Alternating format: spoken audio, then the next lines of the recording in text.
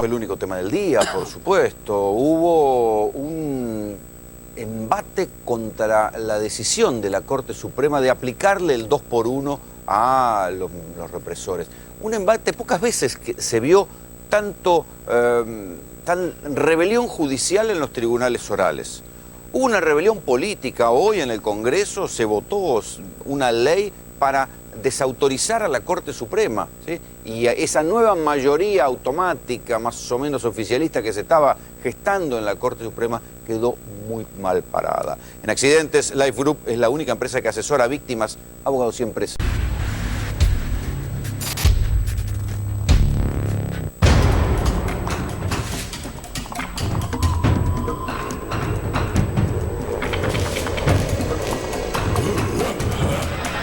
No hay un Estado como el que nos dieron Néstor y Cristina, es al pedo que hagamos cualquier otra cosa. Hay que tener un Estado como ese para que las cosas se cumplan. Por eso condenamos, por eso hubo justicia, por eso fueron a la cárcel. Podrían quedar en libertad más de 700 represores que están cumpliendo condenas por desaparición forzada de personas, torturas, desaparición de niños, las más graves violaciones a los derechos humanos. Es lógico que aquellos que durante los últimos 12 años precisamente le daban órdenes a la justicia y esperaban que la justicia acatara esas órdenes, crean frente a cada fallo, no solo de la Corte, sino de las cámaras y de los jueces en general, crean que eso proviene de una decisión política y no de una decisión autónoma de la justicia. Cuando habla de casos particulares, yo no estoy a respetarlo, más lo dice la misma Corte. Cuando hay argumentos nuevos, en un fallo antiguo que se llama Cerámica San Lorenzo, cuando hay argumentos nuevos, los jueces no están obligados a tocar. Ese es mi argumento, que cuando se trata de un caso concreto, si no, no tendría sentido la independencia judicial. No es que uno sea mal pensado ni esté en contra, ojalá tengamos que decir cosas buenas, pero nos levantamos con malas noticias y nos acostamos con malas noticias. Esto no fue la Corte, esto fue hablado, esto fue preparado, esto fue diseñado. Respeto a la independencia de los poderes, entender que la ley es para todos en igualdad y sobre todo en el campo de los derechos humanos, todos somos iguales ante la ley. Imagínate que hayas perdido un pariente o algo y encontrás a un tipo que vive lo más tranquilo en un pasaje de Caballito, sabiendo que eso no es así, no le pegas un tiro. Y eso puede pasar, ¿viste? De pronto una persona que no estaba detenida en ese momento, que estaba beneficiada por las leyes, por la anulación de la ley de obediencia debida, pero sobre todo de los indultos, de los dos tipos de indultos de Menem, el de los de procesados y de condenados, se la consideraba beneficiaria de una ley que fue una porquería siempre, porque los orígenes de esa ley eran para taponar la ineficiencia de la justicia. Los delitos de lesa humanidad deben ser tratados como delitos de lesa humanidad y no como delitos comunes, porque la única forma de aliviar el dolor, de reparar en algo el sufrimiento de las víctimas, de los sobrevivientes y de sus familias es con respuestas justas. ¿Es ajusticiar a una criatura de 3 años? ¿Usted sabe lo que sufrió la señora de Viola, que le mataron al marido y a su hijita Cristina de 3 años?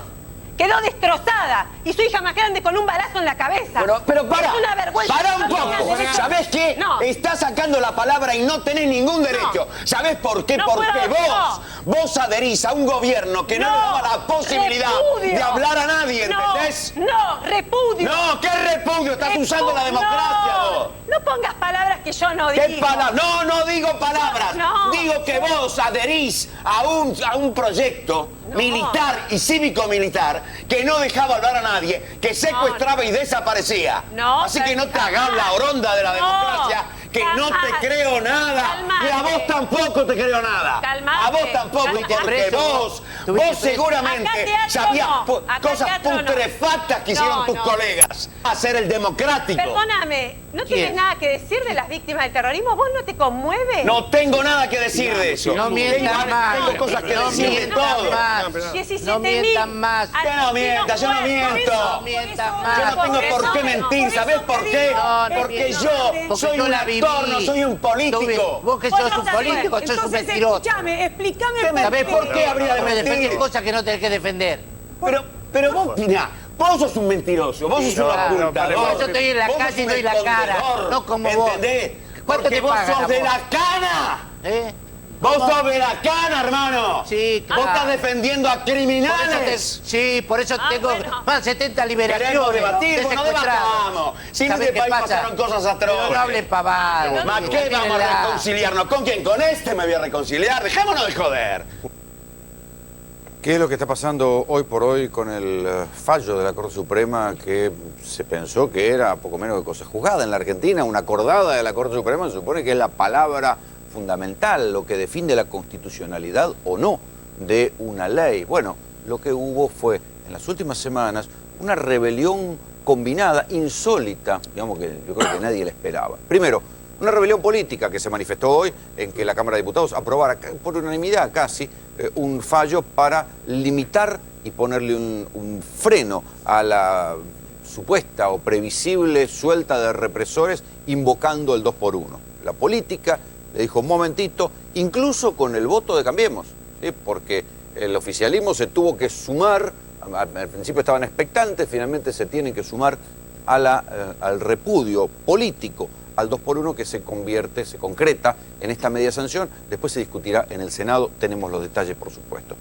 Después hubo un repudio de los propios magistrados más abajo de la Corte Suprema. Hoy conversábamos con un juez federal que nos decía, ¿sabes qué? Me contaba cómo era este asunto, que empezó a haber tribunales orales federales que decían el 2x1 es inconstitucional, no se lo vamos a aplicar a los represores. Tribunales orales federales, o sea, tribunales constituidos que seguían adelante y no querían firmar la suelta de represores. Un juez federal me decía hoy, mirá, si la Corte quiere liberar a Astiz, nosotros no lo vamos a liberar. Que siga el curso y que lo firmen ellos la liberación de Astiz. Y por último, el rechazo civil. Una encuesta de Analogías conocida esta tarde. Analogías es una encuestadora conocida, bien conocida en el medio.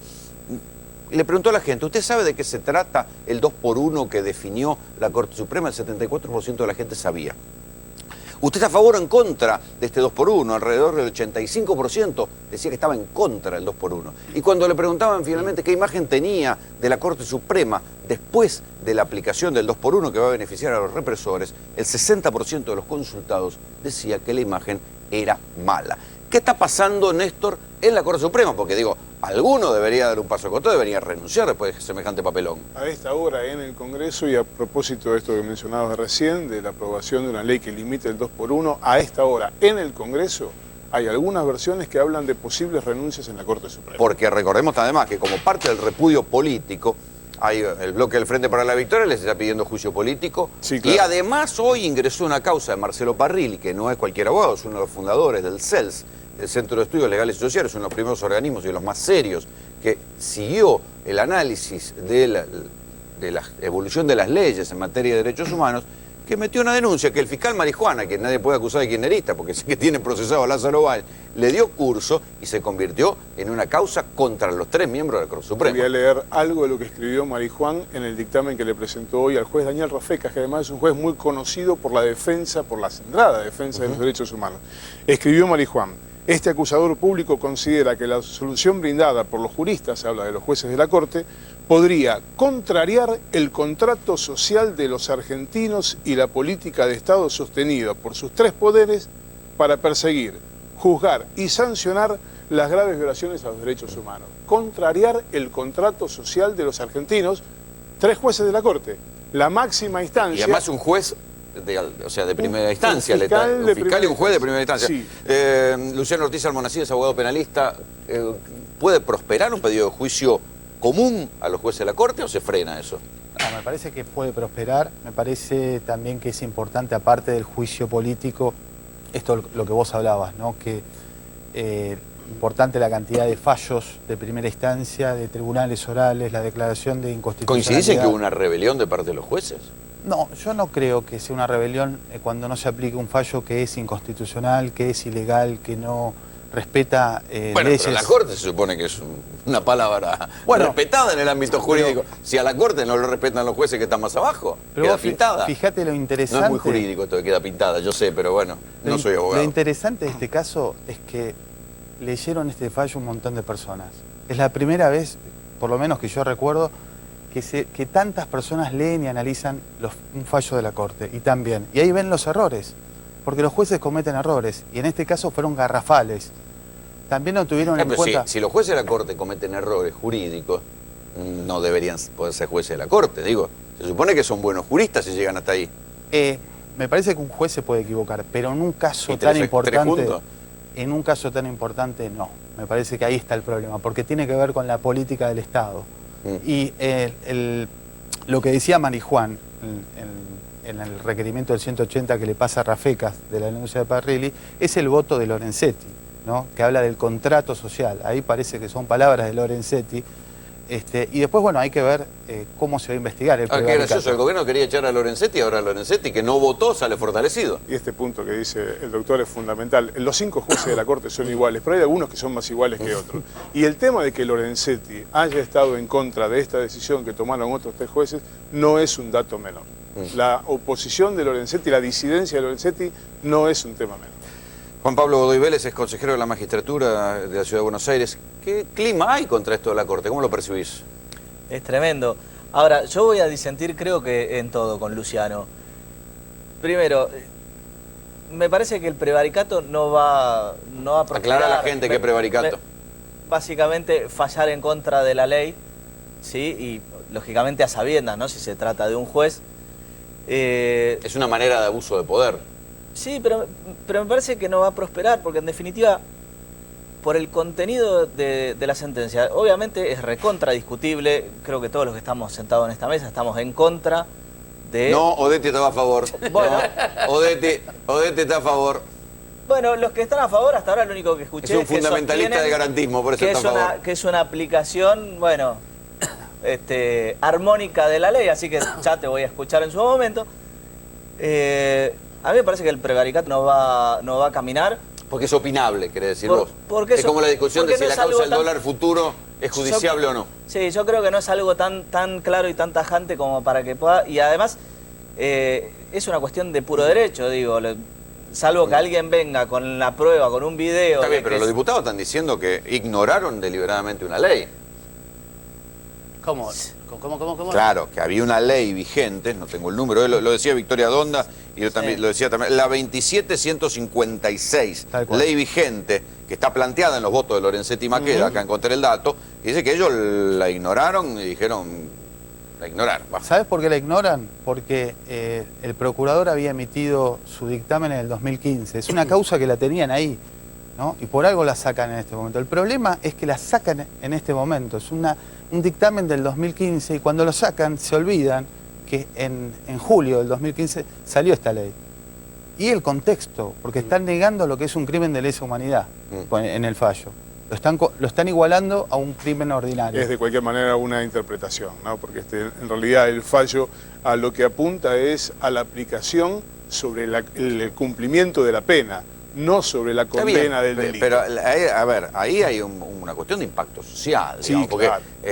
Así dicho es jurídicamente discutible con la frialdad de la estadística o del debate jurídico, pero hay que ponerle el gancho a la liberación, como pidió hoy, de un represor de la Perla llamado el Chubi López, que está condenado a ultraprisión perpetua por 280 y pico de crimen y 380 y pico de secuestro. ¿Quién le va a poner el gancho a eso? Es decir, sí, señor, usted puede volver a transitar por la calle, deje la picana en su casa, por favor. Tenés el pedido de que se le aplique el 2x1 de Checolás también.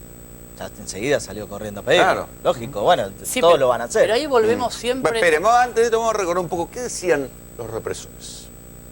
¿A dónde vas?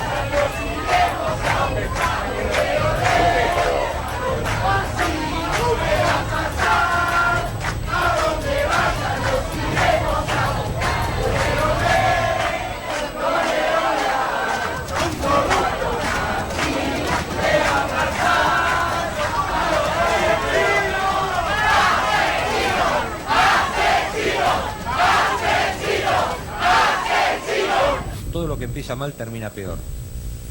Estamos claramente ante este segundo caso. Todo esto va a terminar peor. Ostentamos el dudoso mérito de ser el primer país en la historia del mundo que juzga a sus soldados victoriosos, que lucharon y vencieron por orden de y para sus compatriotas. Frente al desaparecido, en tanto esté como tal, es una incógnita el desaparecido. Si el hombre apareciera, bueno, tendrá un tratamiento X. Y si la desaparición se convirtiera en certeza de su fallecimiento, tiene un tratamiento Z. Pero mientras sea desaparecido, no puede tener ningún tratamiento especial. Es una incógnita, es un desaparecido. No tiene entidad, no está. Ni muerto ni vivo, está desaparecido. Quiero ratificarles a los abogados sentados a mi izquierda, que componen el Tribunal Especial Federal número 5, ahora ustedes pasan también a ser partícipes de la citada persecución política.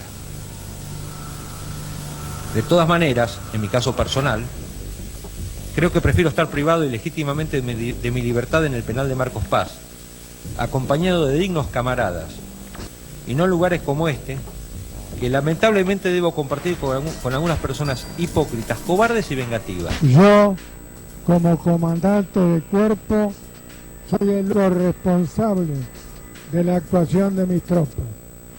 Por eso, a mis dignos subordinados de entonces no se les puede imputar nada, y menos privarlos de su libertad como ilegalmente se ha hecho con muchos de ellos. Queremos matar a todos los montoneros del gobierno. Ah, sí. El Kirchner, el montonero que nos matamos está en el gobierno. Que no matamos. ¿Usted participó de algún crimen que no? Que quiera confesar ahora. ¿Sabés quién era mi jefe de cadetes? ¿Quién era? Teniente Coronel Jorge Rafael Videla. Para mí, mi ídolo. ¿Su ídolo? Uno de mis ídolos, el otro Pinochet en Chile. ¿Qué habría que hacer con este gobierno? Bueno, hay un compilado de voces de represores. Pues claro, porque si no, el debate jurídico no se encarna en quiénes son, porque pareciera que después de los años, uno se olvidó quiénes eran estos muchachos. Ahí acá Néstor Espósito me contaba que ese señor canoso de cejas negras, que nosotros recordamos que es Luciano Benjamín Menéndez, el represor de la zona norte, digamos, el tipo que una vez, como lo molestaban los periodistas a la salida de un programa de Bernardo Rodeno, está ya en el gobierno de Alfonsín, arrancó con un cuchillo de paracaídas contra los mobileros. Ese señor siempre tan afecto al diálogo. ¿Cuántas condenas a perpetua tiene? 11 condenas a prisión perpetua. ¿Cuánta gente habrá matado? Es imposible de contar. Es imposible de contar. Arriba de una luca, seguro. Sí, además con responsabilidad mediata o inmediata, es decir... Porque él iba él dice, yo lo mandé, claro. Y además él iba a las sesiones de tortura, digamos, ¿no? Porque estos se jactaban de que conducir la tropa era ir a las sesiones de tortura y estar ahí arengando a la tropa para que tuvieran mejores resultados, para que mataran más gente. Y no se terminaron, porque hoy, justamente hoy, la Cámara de Casación le rechazó el cese de la prisión preventiva en un juicio por delitos de lesa humanidad cometidos en Jujuy que se está llevando a cabo en estos momentos, es decir, que podría seguir sumando condenas. Pero perdóname, Rolo, el fallo de la Corte no habilita los pensamientos retrógrados de estos que vimos. Puede gustar más o menos el fallo de la Corte, pero no está en consonancia con estas cosas que hemos escuchado. Bueno, está bien, pero la Corte Suprema es un tribunal que tiene que tener una apertura a lo político. Pero lo suelta. Digamos, y lo sabe. Digamos, estaba abriendo la puerta para que este tipo de muchacho vuelva a la casa. A todos. Juan José Locinos, abogado penalista, buenas noches. Buenas noches. ¿Tu mirada sobre esto? Mira, mi mirada es una mirada muy particular. Yo creo que el 2x1 surge como consecuencia de la negligencia y de la desidia judicial. Cuando los jueces no trabajan en tiempo y forma, cuando no llegan a juzgar y a terminar una causa respecto de un imputado, el Estado, a modo de indemnización, le empezó a computar a los imputados luego de los 2 años 2x1. Bueno, si yo te contara que lamentablemente la ciudad de La Plata siempre es noticia por cuestiones policiales, por cuestiones de corrupción. Es la sede de la bonaerense. La sede de la bonaerense.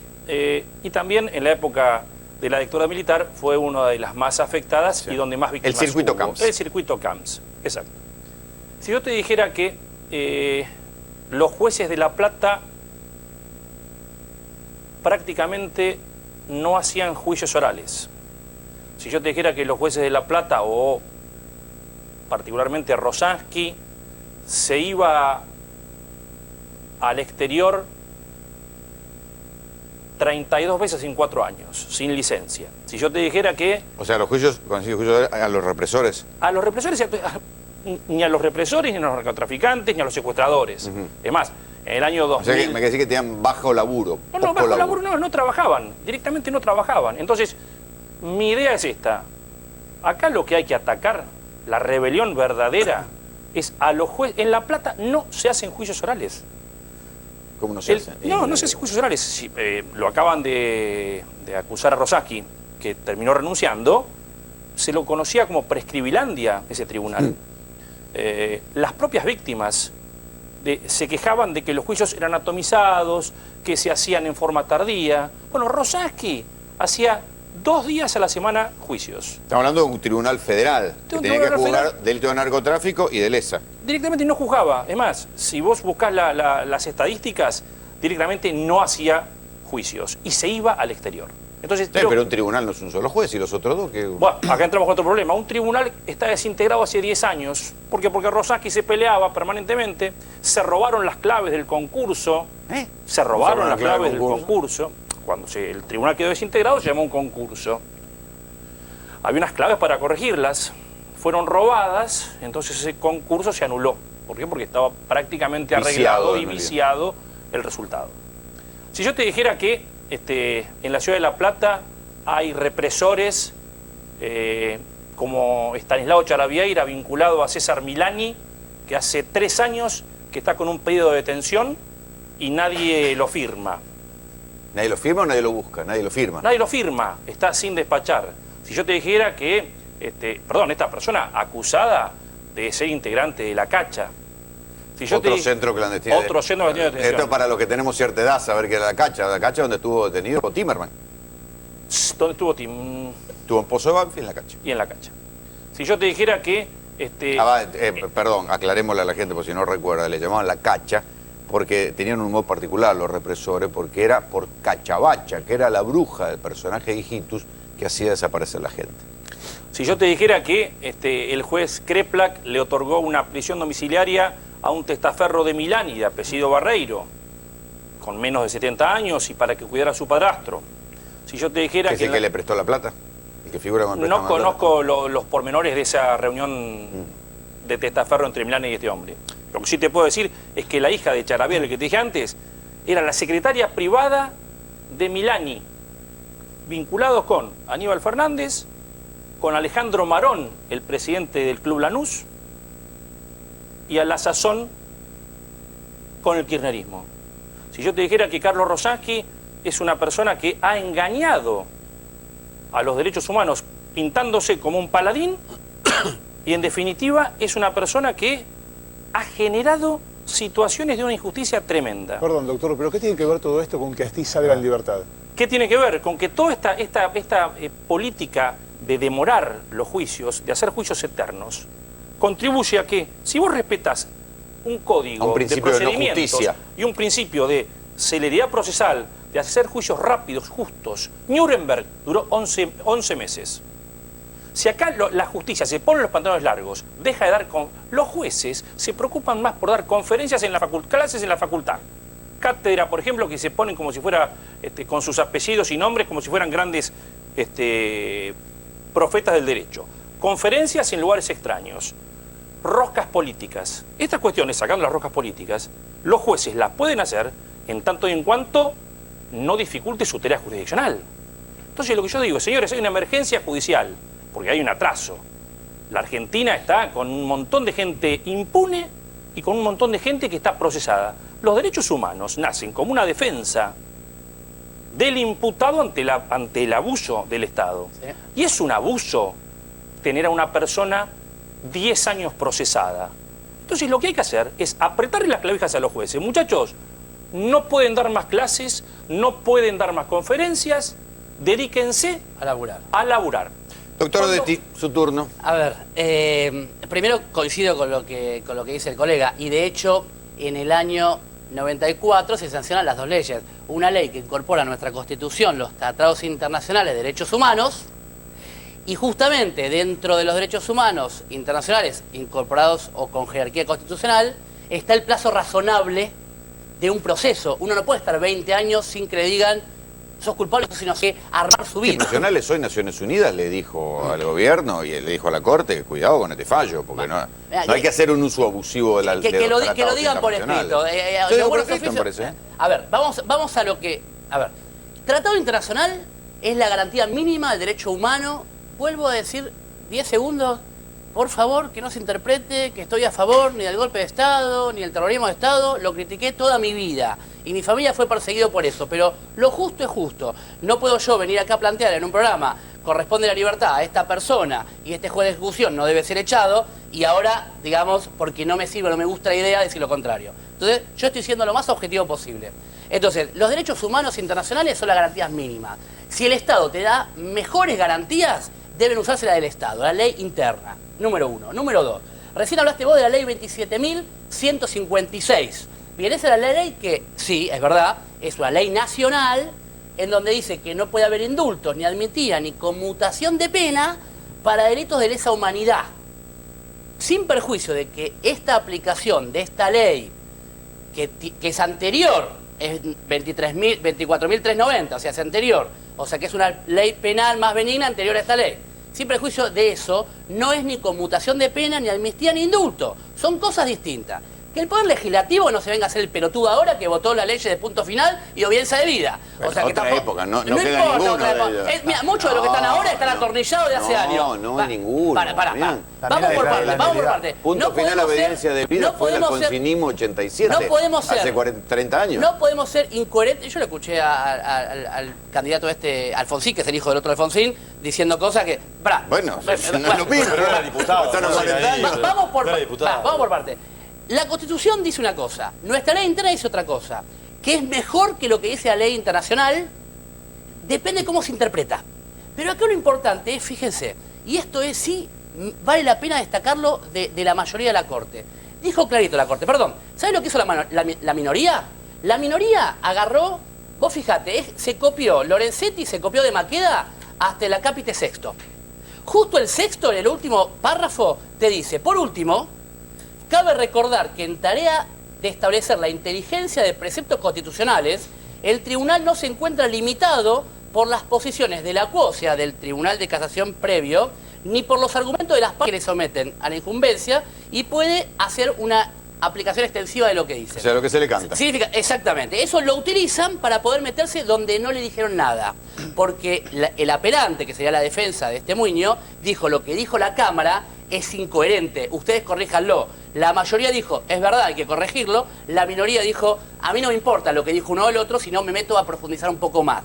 Y ahí empezó a hablar la minoría, en función de lo que dijo la Cámara de Casación, de que había un cambio social. El cambio social, las pindongas. Si la ley penal, al momento del crimen, decía una cosa, eso es lo que tiene que regir. Y si no, como dice... Ahora te voy a explicar que sí estaba. Dame un segundo más. Primero, si la ley hubiera dicho, hubiera querido el legislador en su momento, el Poder Legislativo, hubiera querido decir, para estos casos no aplica, hubiera hecho, como en la misma ley 24.390, en la ley de 2x1, hubiera dicho, como dijo en el artículo 10 de esa ley, para los casos de la ley de drogas, artículo 7, que es financiar el narcotráfico, o artículo 11, que es la pluralidad de personas, entonces en ese caso no se aplica el 2x1. O no se aplica, digamos, la libertad por el exceso de prisión preventiva, que son 2 años, prorrogado por uno más, 3 años. Eso lo dijo el legislador. ¿Sabes lo que dijo la Corte Suprema en 2010? Dijo ese artículo que limita para algunos delitos graves, como narcotráfico, eso es... Entonces la Corte no es incoherente en eso. En el 2010 dijo, cercenar el derecho de la aplicación 24.390 para el delito de narcotráfico, que sabemos que es grave, es inconstitucional. El código nuestro dice para todos los delitos, lo dice el artículo 2 y artículo 3. Y dice el artículo 3, en el cómputo de la prisión preventiva se observará separadamente la ley más favorable al procesado. Ahora, ¿de qué se agarra la minoría y de qué se agarran muchos que argumentan en contra de este fallo? En que es un delito permanente, de carácter permanente, que no es lo mismo que continuado. Permanente dicen, como todavía no aparecieron los cuerpos, esto sigue vigente el delito. Ahora, hay otra norma constitucional que te dice no podés declarar contra sí mismo. Entonces, si esto fuera esta la razón de que es un delito de carácter permanente, tendríamos que decirle a los condenados, en este caso que quieren usar la ley: señores, si ustedes me dicen dónde están los cuerpos de los desaparecidos, entonces deja de ser permanente y se agotó acá la permanencia del delito y ahí te la doy. Entonces estamos obligando a alguien a autoincriminarse. Número uno. No, es autoincriminarse. No es autoincriminarse. No, sí es autoincriminarse. No, es autoincriminarse. No, es autoincriminarse. Déjame meter un bocadillo. Ya están condenados. Deje hablar a la gente, doctor. ¿Vamos a debatir o si vamos a...? Digo, hay una cosa que no entiendo casi filosóficamente. ¿Cómo es posible que cuando un ladrón de gallina sale 5 minutos antes de cumplir la condena, le saltan todo a los yugular, a los jueces, ladrón de gallina, a las autoridades, al gobierno, y cuando le están permitiendo de una interpretación recontraforzada de una ley por parte de los máximos intérpretes de la Constitución, que son los jueces de la Corte, nos debatimos horas y horas viendo ver cómo justificamos porque acá, acá hay una pirueta ideológica, muchachos. Me parece que acá hay una pirueta ideológica. La coherencia siempre. Acá hay una pirueta ideológica, digamos, hay un sofisma ideológico, y es que el garantismo forma parte de un corpus de la izquierda, y esto se está utilizando para favorecer a la derecha. Es una pirueta ideológica. Una pirueta ideológica. Entonces, eso es un sofisma. Y un sofisma no puede ser un fallo de la Corte Suprema. Para que recordamos, para que el doctor recupere la memoria, estos son los muchachos que se iban a beneficiar con el 2x1.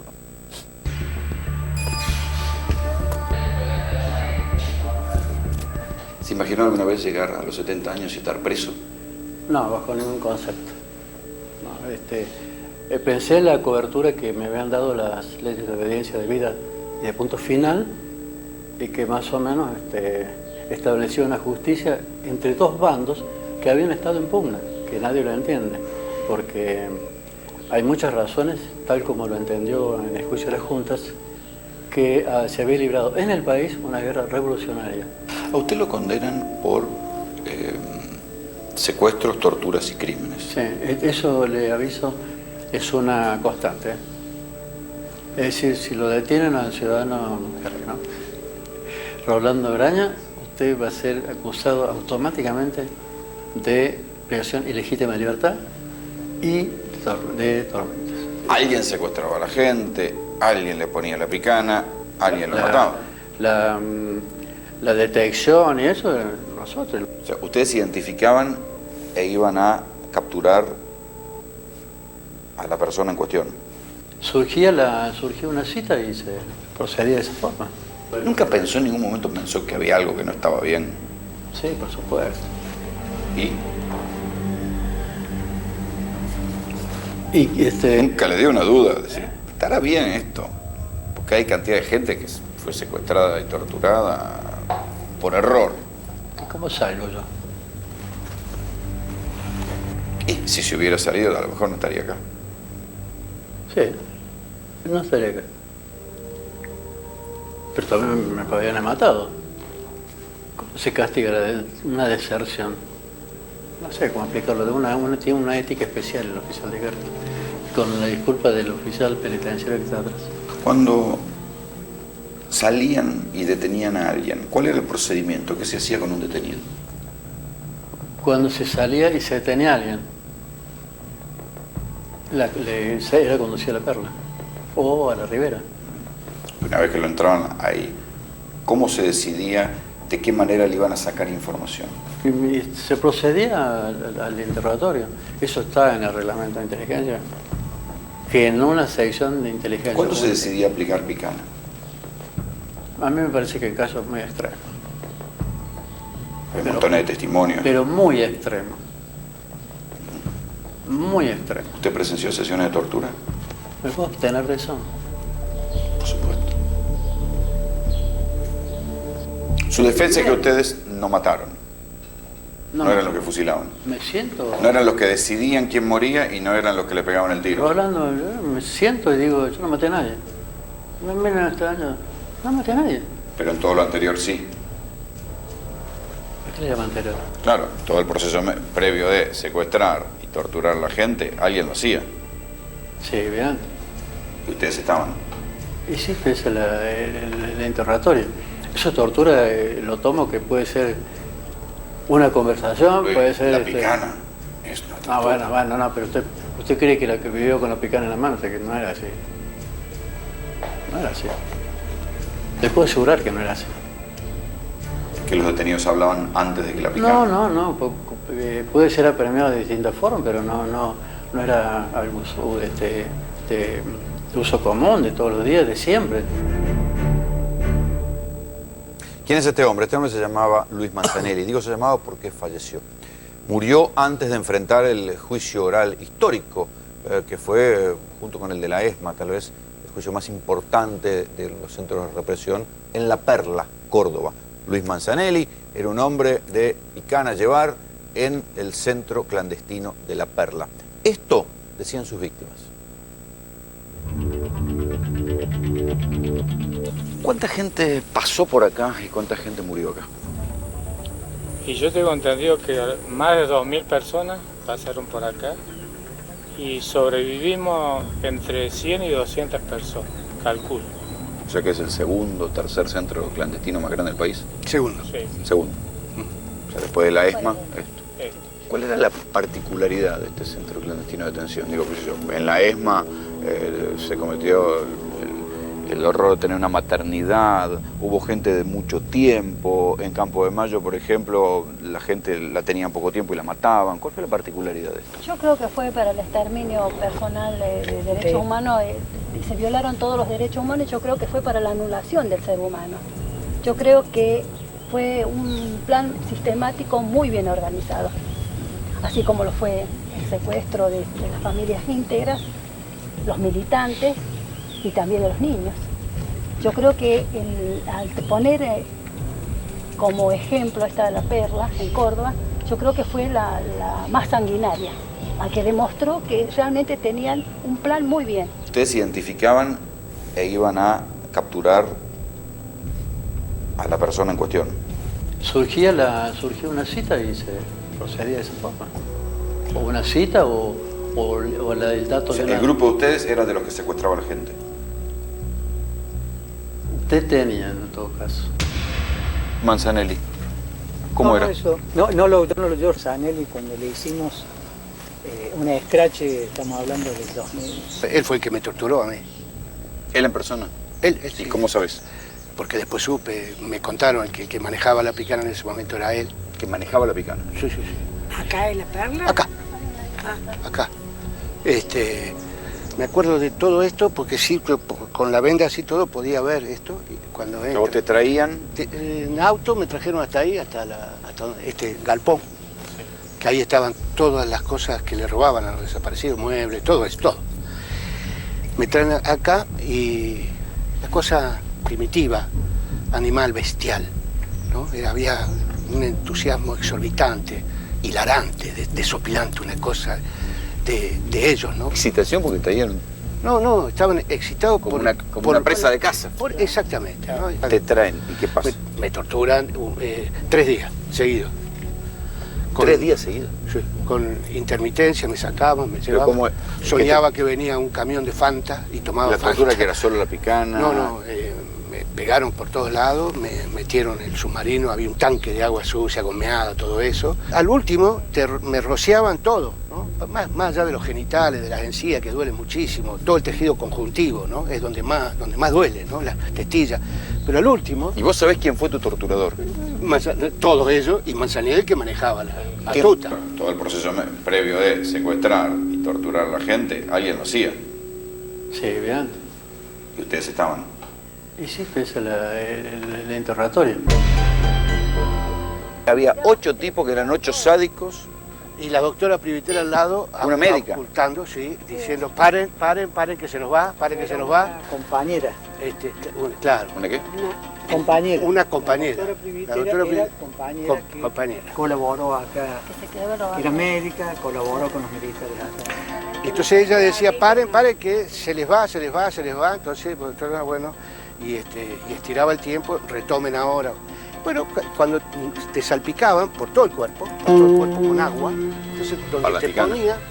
¿Vos sabías que venía la picana? Claro, pero era como que te ponían 20.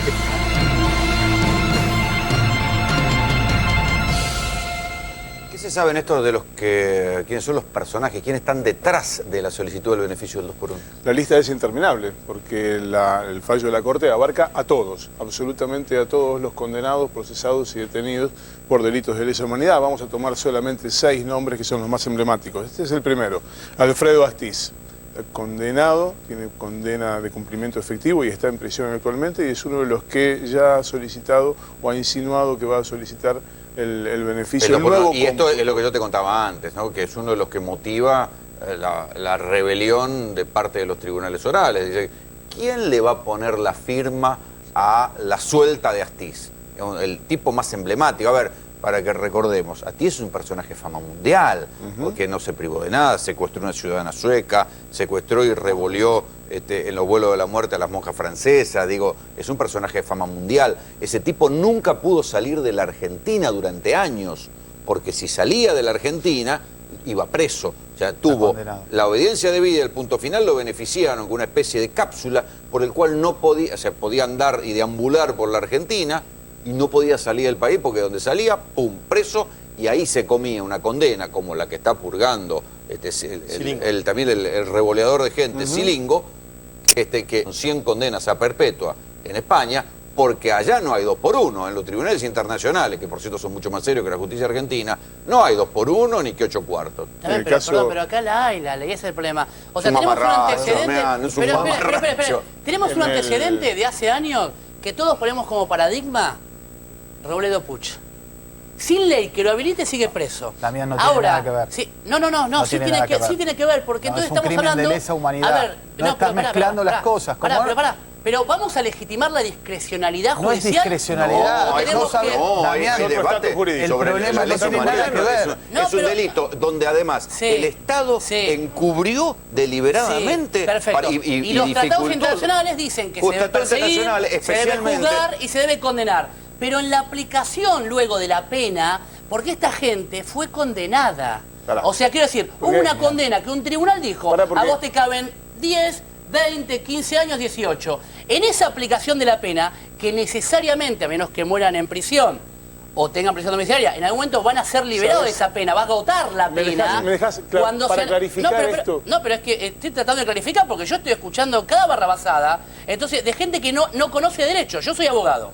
Entonces, lo que digo yo es que el derecho hubo que escribirlo para los crímenes de lesa humanidad. Damián, vos te olvidás. Hubo que escribir derecho para los crímenes de lesa humanidad en la Argentina, donde la Argentina además fue pionera en demostrarle al mundo cómo se juzgaban militares asesinos. Tal cual. Bueno, pero Rolando, entonces hay sentencias infinitamente superiores que la mierda del 2x1, por favor. Pero continuemos con los represores. ¿Molesta la libertad?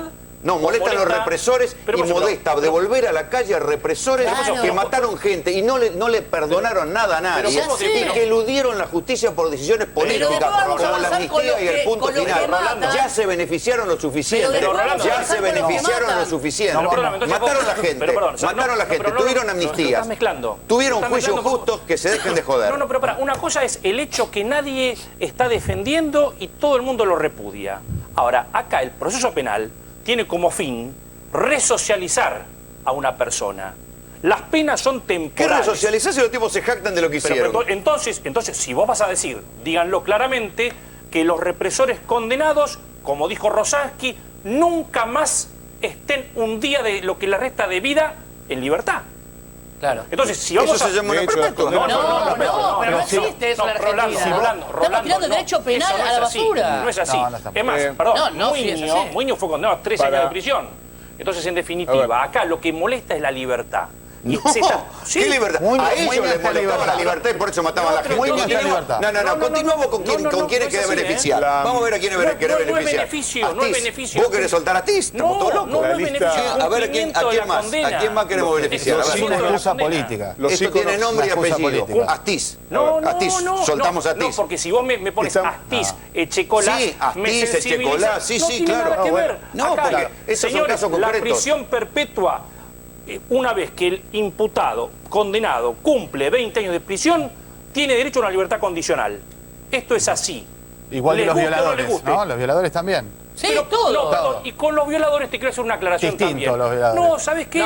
Hubo en La Plata un problema porque unos jueces muy probos y muy honestos, le dieron la libertad condicional a un violador que estaba condenado y a la semana volvió a cometer otro hecho.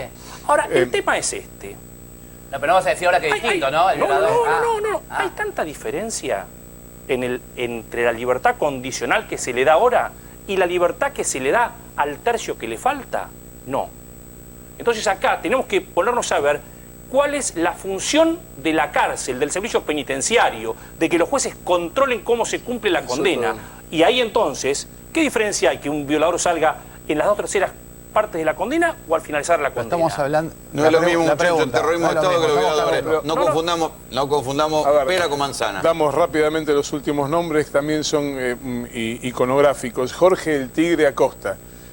Christian von Bernich, el sacerdote Christian von Bernich. Hay testimonios que relatan cómo Christian von Bernich convencía a partir de la religión a los detenidos desaparecidos que no cantaban en la tortura para que colaboraran y de esa manera salvaran su vida. Servicio penitenciario, tremendo. Miguel Ángel Echecolats, también pluricondenado por delitos de lesa humanidad. Los últimos dos nombres tienen que ver con el último presidente de la dictadura, fue Reinaldo Benito Viñone, y con Santiago Omar Riveros, hoy de 93 años. La diferencia entre estos y Robledo Puch es que Robledo Puch cometió delitos contra personas y estos cometieron delitos contra la humanidad. Pero entonces no hay libertad.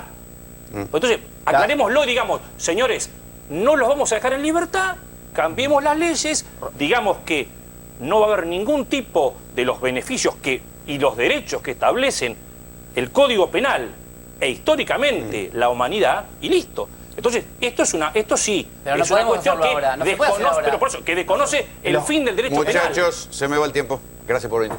Gracias por el debate. Mientras tanto, también hay economía y se supo hoy que la inflación...